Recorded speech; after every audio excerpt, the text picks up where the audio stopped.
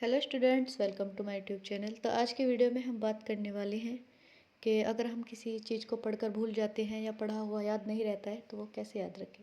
तो अक्सर ऐसा होता है कि कुछ लोग किसी चीज़ को आसानी से याद कर लेते हैं, तो कुछ लोगों के लिए मुश्किल भरा काम साबित होता है। अगर आपको भी याद करने में परेशानी आती है तो आप अपनी इस क्षमता को अभ्यास की मदद से बढ़ा सकते हैं। तो चलिए जानते हैं कि कैसे हम अपनी इस क्षमता को बढ़ा सकते हैं। जो याद रखना है उसे बोल के पढ़ें। सीखने और अपने समझने की शक्ति में सुधार करने के लिए मौखिक पाठ यानी बोलकर पढ़ना याददाश्त में सुधार करने के लिए एक शक्तिशाली तरीका होता है। ऐसा इसलिए होता है कि जब हम अपनी अधिक ऊर्जा को एक शब्द में शामिल करते हैं तो वह शब्द दीर्घकाली स्मृति में अधिक खास हो जाता है, इसलिए उसे याद रखना आसान हो जाता है। मगर इसका मतलब यह नहीं कि मानसिक रूप से अभ्यास करना अच्छा नहीं है। इसी तरह से दिन के आखिर में आपने जो भी सीखा है उसका सारांश लिखना भी आपके याद करने की क्षमता को बढ़ाने का एक बहुत प्रभावी तरीका है। तो आप जो याद रखना है उसे बोलकर पढ़ें, उसे इस टाइप से याद कर सकते हैं। बीच बीच में ब्रेक लें।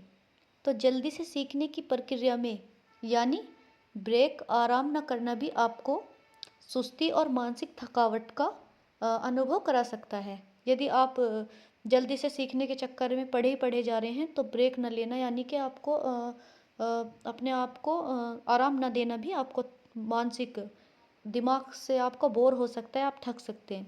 इसलिए दिन में हर 2 घंटे में 5 से 7 मिनट का एक ब्रेक ले लें और इस समय में आप अपने दिमाग को और शरीर को रिचार्ज और सक्रिय करने के लिए कुछ एक्टिविटीज़ कर सकते हैं। जैसे कि अगर आप घर पर हैं तो अपने बिस्तर पर लेट जाएं, अपनी बाहों और पैरों को अलग अलग फैलाएं और गहरी सांस लें।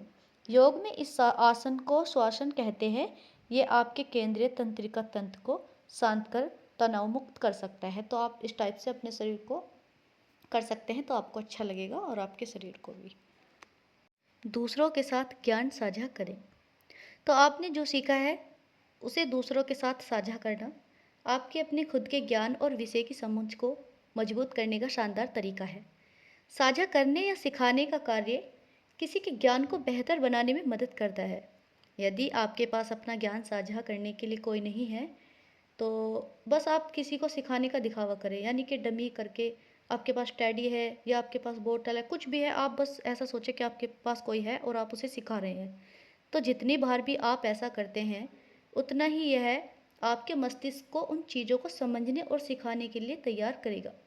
तो रोज़ाना सुबह उठकर सकारात्मक शब्द दोहराएं, जैसे हर दिन हर तरह से मैं बेहतर होता जा रहा हूँ।